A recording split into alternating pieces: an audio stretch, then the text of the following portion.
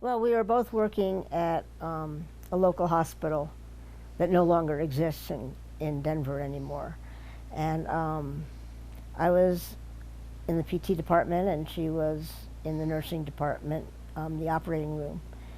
And we met there, and I was trying to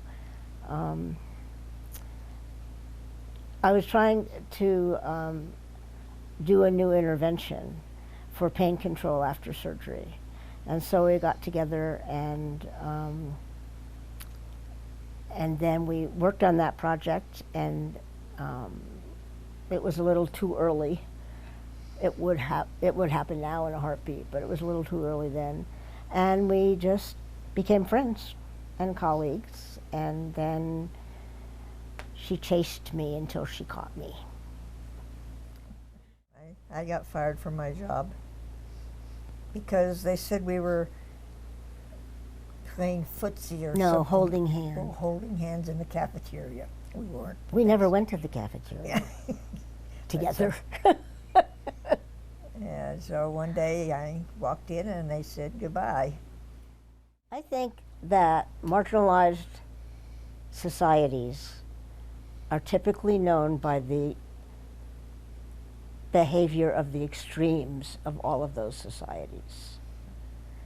And I think on one level, there is extremes in the gay community, and there is extremes in all other kind of marginalized societies that have been marginalized because, to some degree, of that.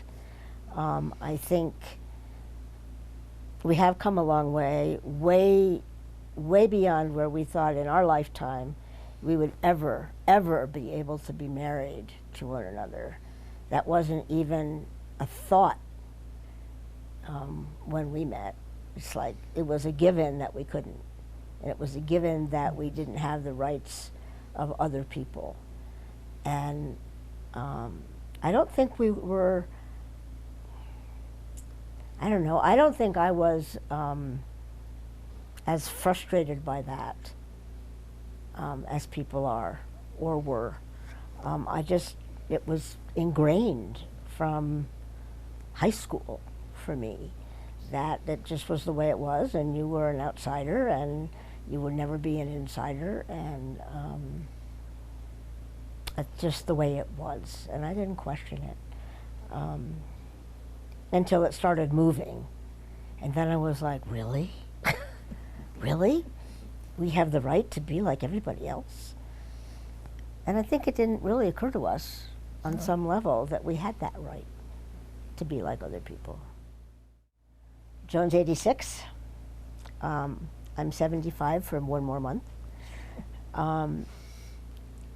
There's no place that offers senior living that isn't, in Colorado at least. I know there are a couple in California, but there are very few, if any, places that offer senior living for people like us. And we've lived in a straight world professionally, but our straight world has been very open. The University of Colorado is wide open. The Episcopal Church in Colorado is wide open now. And so we're out in the world, but to think about going to a retirement community that we have to start all over again with is just beyond our ability to deal with emotionally.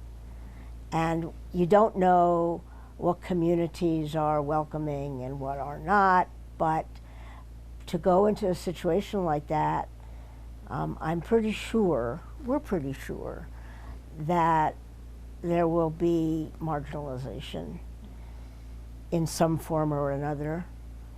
And it's just not comfortable.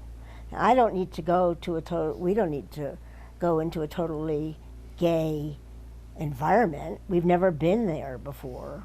We don't need that, but we need acceptance for who we are, all of who we are, not just who we are out.